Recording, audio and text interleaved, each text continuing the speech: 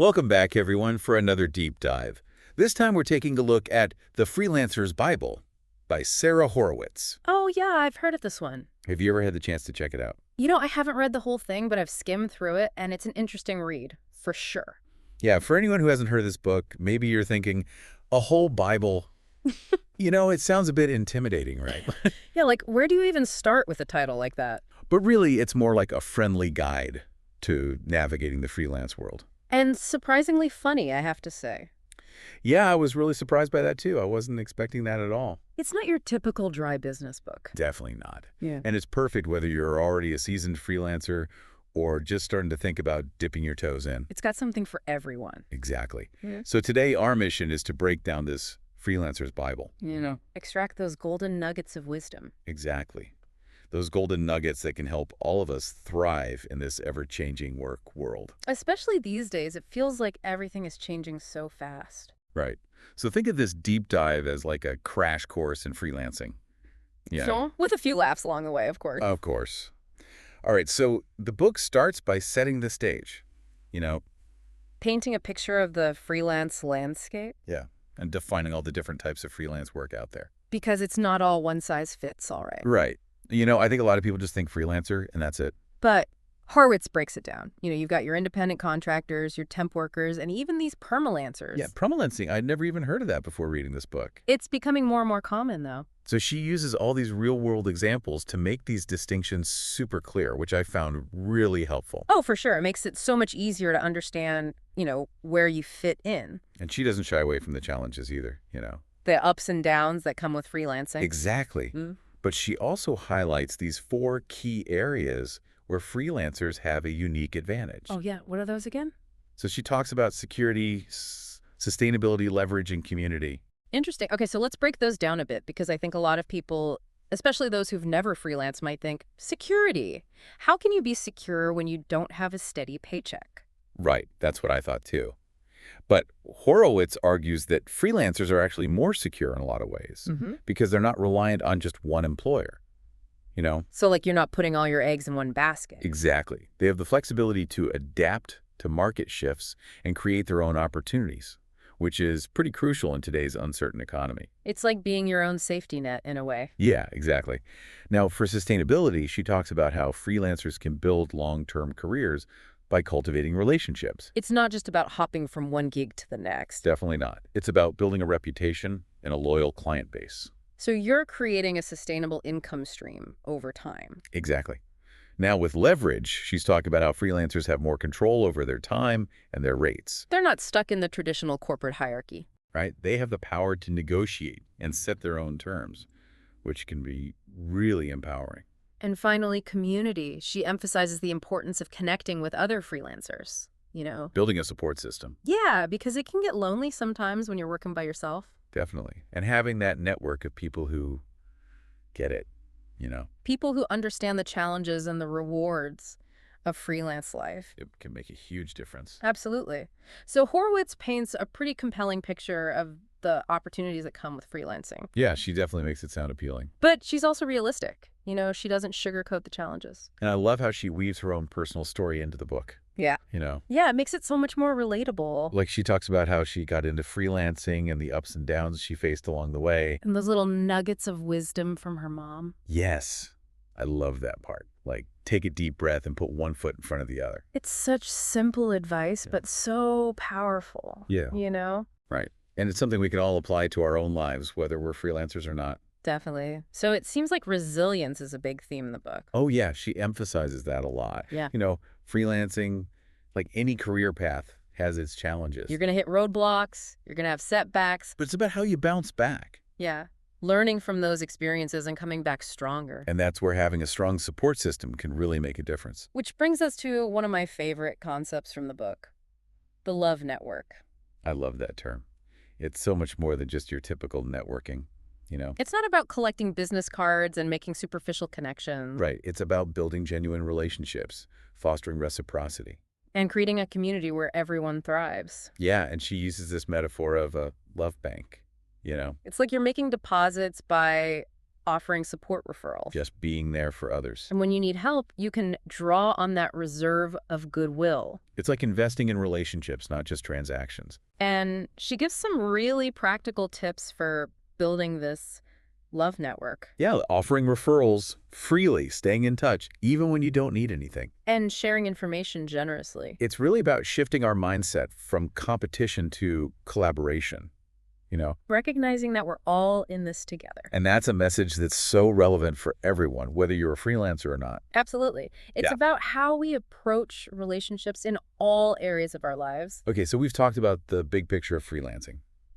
The landscape, the mindset, the community. Now let's get into some of the nitty-gritty details. The practical stuff. Right, like one of the first things Horowitz addresses, knowing your metrics. Oh, yeah, that's important. And I think it could be intimidating for a lot of people. Especially if you're used to working in a traditional job where your performance is measured in very specific ways. Right, but as a freelancer, you're kind of responsible for defining your own metrics. It's about tracking your accomplishments and quantifying your value. Which is crucial when you're working for yourself, You need to be able to show potential clients what you bring to the table. And it's not just about hard skills either.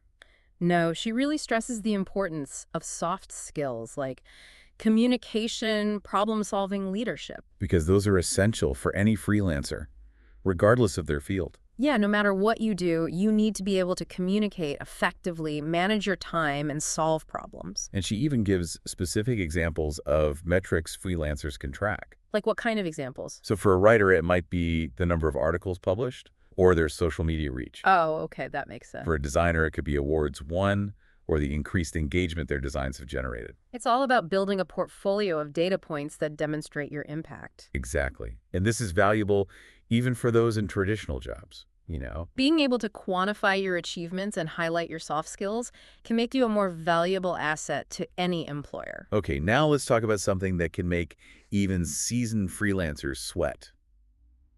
Money. Oh boy, here we go. The dreaded money talk. I know, right? But Horowitz doesn't shy away from it. She dives right in. She addresses all those anxieties around pricing and quoting fees. Which can be so awkward and uncomfortable. She even quotes a freelancer in the book who says, "I love the work and I hate talking about the money." Oh, I feel that in my soul. Right. So relatable. But she offers some really practical advice on overcoming this hurdle, Like what kind of advice? Well, she emphasizes knowing you're worth charging accordingly and not being afraid to ask for what you deserve. Easier said than done sometimes. I know. But she gives some really helpful strategies. Like what? Spill the tea. Okay, so one of my favorites is this tactic for raising rates with existing clients. Oh, tell me more about that. So instead of directly asking for a raise, she suggests focusing on acquiring new clients at a higher rate. Oh, that's smart. Yeah, because then you have more leverage in negotiations with your existing clients. It's like you're subtly shifting the power dynamic. Exactly. And she also details these 5 fee-setting strategies that are super helpful. Oh, I love a good strategy breakdown. What are they? Okay, so one of them is tracking your time meticulously. Which is so important. I know I'm terrible at it, but she stresses how crucial it is. It gives you a realistic understanding of your work output and helps you avoid undercharging. Which can lead to resentment and feeling undervalued. Absolutely. And she also talks about knowing your rock bottom rate. Yes, the minimum you need to earn to cover your expenses. So you can set realistic rates and avoid taking on projects that aren't financially viable. And speaking of viable projects, let's move on to the art of getting clients. The million-dollar question. Right. So Horowitz debunks this myth of the lone wolf freelancer, The idea that you have to do it all by yourself. And she emphasizes that success really hinges on connecting with people. It's all about relationships. Exactly. And she has some refreshingly honest advice on prospecting. Yeah, like what kind of advice? So she suggests focusing on finding the people you want to work with. Not just those who want you. It's about being selective and aligning yourself with clients who share your values and appreciate your expertise. So it's quality over quantity. Exactly. And she also introduces these 3 fundamentals of influence that are like secret weapons for building rapport and attracting clients. Ooh, secret weapons. I like it. Tell me more. All right, so the first one is liking. Okay, that makes sense. People are more likely to work with someone they like and trust. But it goes beyond just being friendly, Yeah, it's about finding common ground, showing genuine interest, building that rapport. Exactly. The second principle is consistency. So being reliable and professional. Right. It's about aligning your actions with your words and values. Delivering high-quality work, meeting deadlines, communicating clearly. Basically building a reputation for being someone people can count on. And the third principle is social validation. Oh, yeah, the power of social proof. People are more likely to be persuaded if they see others endorsing your work. So showcase those testimonials. Highlight successful projects. Let your track record speak for itself. It's like building credibility through the experiences of others. Exactly. And these fundamentals aren't just for freelancing, you know? They're applicable to any area of life where you're trying to build influence and persuade others. Okay, now let's move on to a crucial aspect of any freelance project. The contract.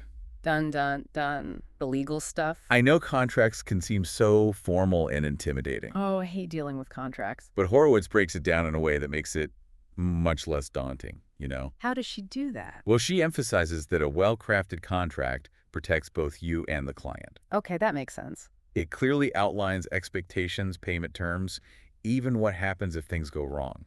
So it's like a safety net for both parties. Exactly. And she dives into the 4 key negotiating goals when creating a contract. Oh yeah, what are those?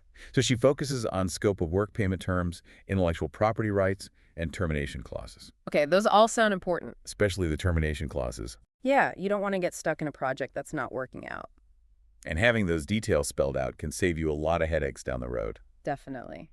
She also touches on the importance of understanding intellectual property rights. Which is especially important for freelancers who create original work. You need to know who owns the rights to your work. Right. And she provides resources for registering your intellectual property. So you can protect your creative output. It seems like having a solid contract is really about peace of mind, you know? Knowing that you're protected and that everyone's on the same page. Okay, so we've talked about the importance of knowing your metrics, building a love network, and having a rock-solid contract. It's like we've covered the foundational elements of freelancing. But let's be honest, freelancing isn't always glamorous. Oh, no, not at all. It can be a real grind, especially when you're juggling multiple projects, deadlines, and the ever-present temptation to procrastinate. Oh, yeah, procrastination, my old friend. I know, right? So that's where Horowitz's advice on working smarter, not harder comes in. I'm all ears. She reminds us that freelancers should put themselves at the center of their world and the top of their to-do list. Ooh, I like that. It's about prioritizing self-care and creating a sustainable work style that supports your well-being. Because if you burn out, you're not going to be able to do your best work. Exactly. And that can be a challenge when you're your own boss. Yeah, the lines between work and personal life can get really blurry. Especially if you work from home. But she offers some brilliant tips for navigating this. Oh yeah, like what? So she talks about digital decluttering, controlling the flow of information, prioritizing tasks. Basically taming the chaos. Exactly. She suggests techniques like batching similar tasks together. Using time blocking to schedule dedicated work sessions. Even implementing a no email policy during certain hours of the day. It's about taking control of your time and attention rather than letting them be dictated by external forces. Which can be so hard in today's world with all the distractions. It sounds like a lot of this is about setting boundaries and creating structure. Even when you have the flexibility to work whenever and wherever you want. Right. It's about finding the balance that works for you. And she also emphasizes the importance of breaks. You know? Yeah, stepping away from the screen, recharging, reconnecting with yourself. Because rest and rejuvenation aren't luxuries. They're essential for creativity and productivity. That's so true. Sometimes I get so caught up in the momentum of work that I forget to take breaks. We've all been there. And then I end up feeling drained and burnt out. It's a vicious cycle. But it's a good reminder that self-care isn't selfish.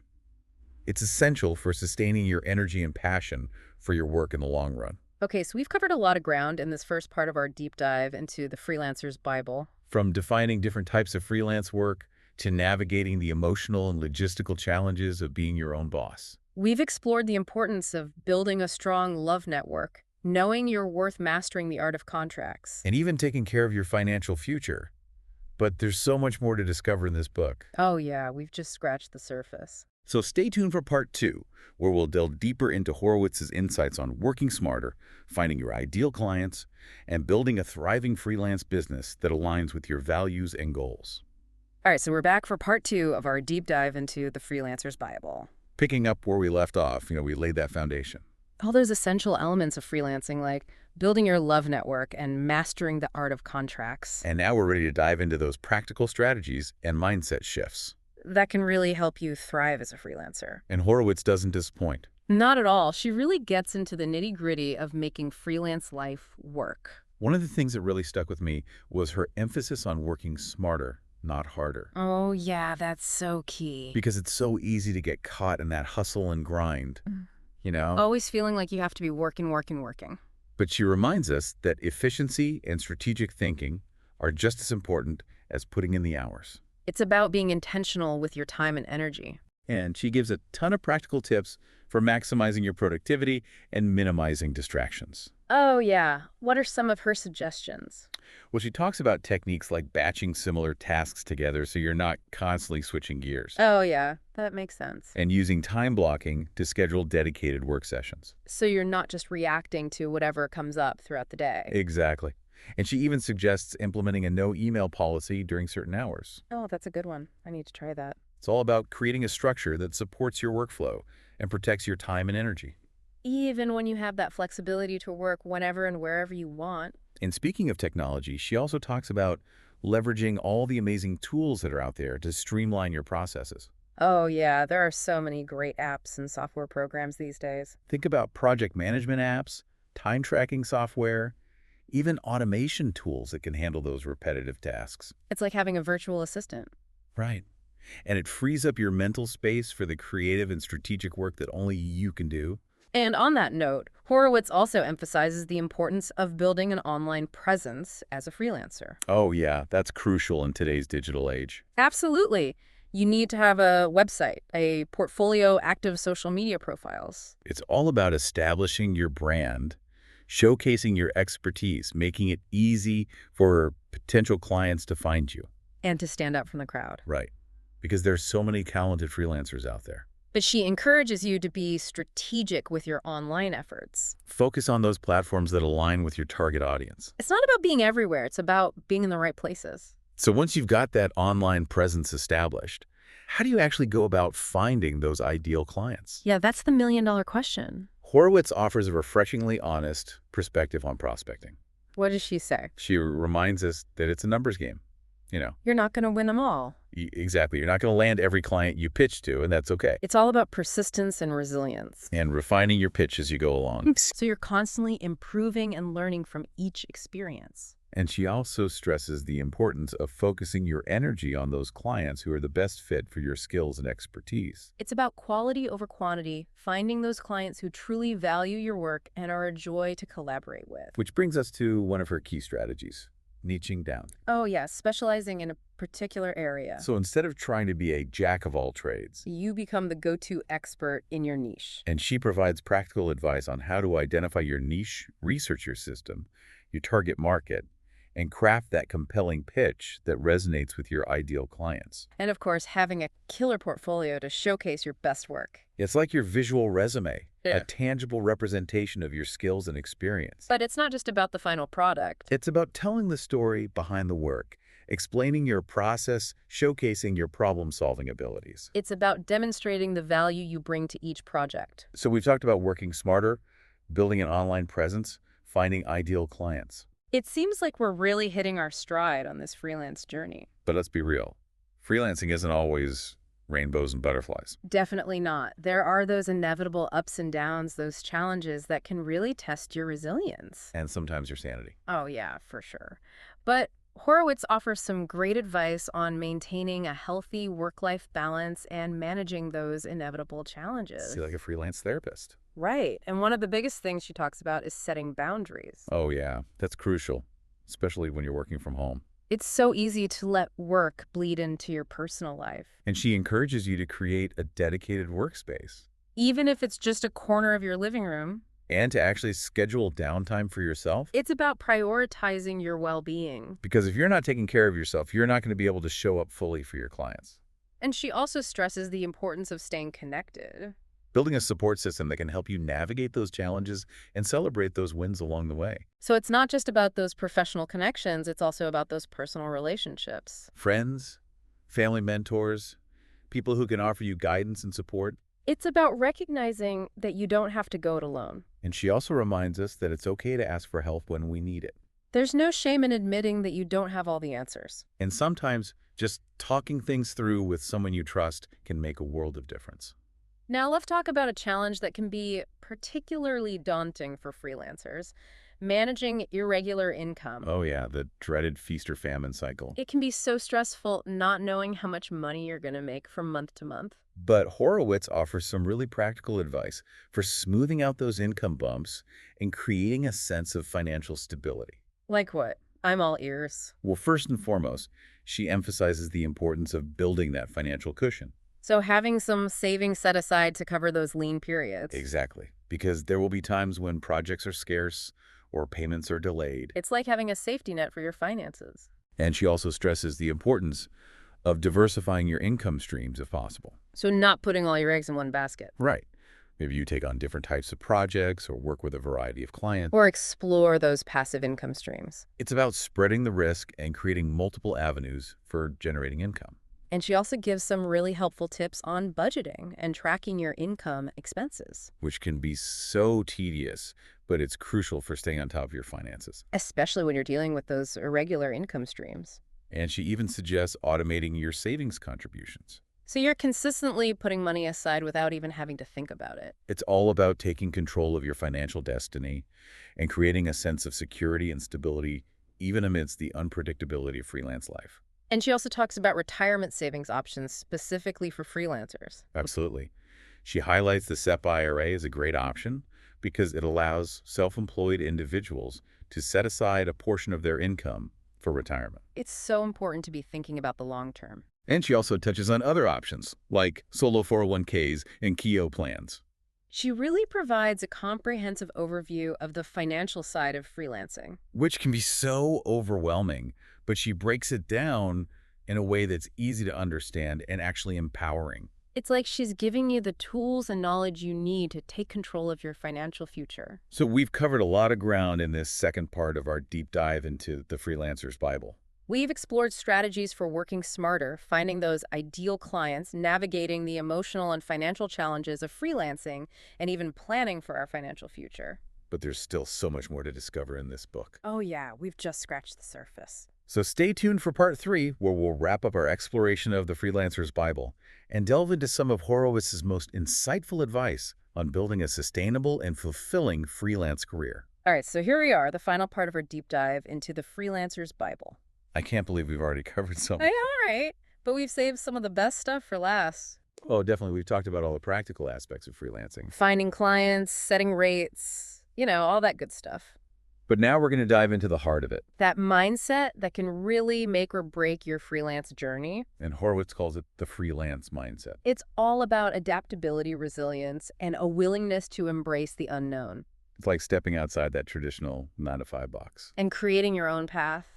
Because freelancing isn't for the faint of heart. No, you got to be comfortable with uncertainty. And be willing to view challenges as opportunities for growth. It's about being resourceful, creative in your problem solving, and embracing the freedom that comes with self-employment. And Horowitz really paints this beautiful picture of freelancing as a journey of self-discovery. It's not just a job, it's a lifestyle. And she emphasizes the importance of continuous learning. Because the freelance landscape is constantly evolving. So you got to stay ahead of the curve. She suggests attending industry conferences, taking online courses, reading books and articles. Even finding a mentor. It's about investing in yourself and your future. And making sure your skills are always in demand. But it's not all about work. No. She also encourages freelancers to step outside their comfort zones and experiment. Oh yeah, trying new things, taking risks. Because that's how you discover those hidden talents and keep your work fresh and exciting. It's like giving yourself permission to play. And one of my favorite concepts from the book is this idea of new mutualism. Oh yeah, tell me more about that. So it's about moving beyond that traditional model of competition. Towards a more collaborative and cooperative way of working. It's like recognizing that we're all in this together. And we can achieve so much more when we support each other. And we're seeing this happening in the real world with co-working spaces, online communities, the sharing economy. It's like this shift from a me mentality to a we mentality. And Horowitz argues that freelancers are often the pioneers of this new way of working They're creating their own communities, forging their own paths. and building a future of work that's more flexible, collaborative, and aligned with their values. Oh, it's pretty inspiring stuff. Definitely. And she gives some practical tips for tapping into this new mutualism. Oh, yeah. Like what? So she talks about offering referrals, freely participating in online forums, and attending industry events. It's all about building relationships, sharing knowledge, and creating that sense of community. Because even though we might be working independently, we're not alone on this journey. And she also emphasizes the importance of giving back. Supporting other freelancers and contributing to the growth of the community, It's about creating a culture of abundance and mutual support. where everyone has the opportunity to thrive. So as we wrap up our deep dive into the Freelancer's Bible, what are some of the key takeaways you're going to carry with you? Well, for me, it's that reminder that freelancing is so much more than just a job. Yeah, it's a way of life, a journey of self-discovery and continuous growth. And it's about embracing the unknown, building those genuine connections, and creating a work style that aligns with your values. I love that. And for me, it's that emphasis on community. Building that love network Yeah. that can support you through those ups and downs. Because even though we might be working independently, we're all part of something bigger. This amazing community of like-minded individuals who are creating their own paths. And if there's one thing I hope listeners take away from our deep dive, it's that the Freelancer's Bible isn't just for freelancers. It's for anyone who's looking to create a more fulfilling and autonomous work life. Whether you're considering a side hustle or just want to be more adaptable in today's job market. This book has something for everyone. And remember, you can find one book a day on YouTube for more deep dives into fascinating books like this one. We're always exploring new ideas and sharing our insights, so be sure to subscribe and join our community of lifelong learners. Thanks for joining us on this deep dive. Until next time, happy reading, everyone.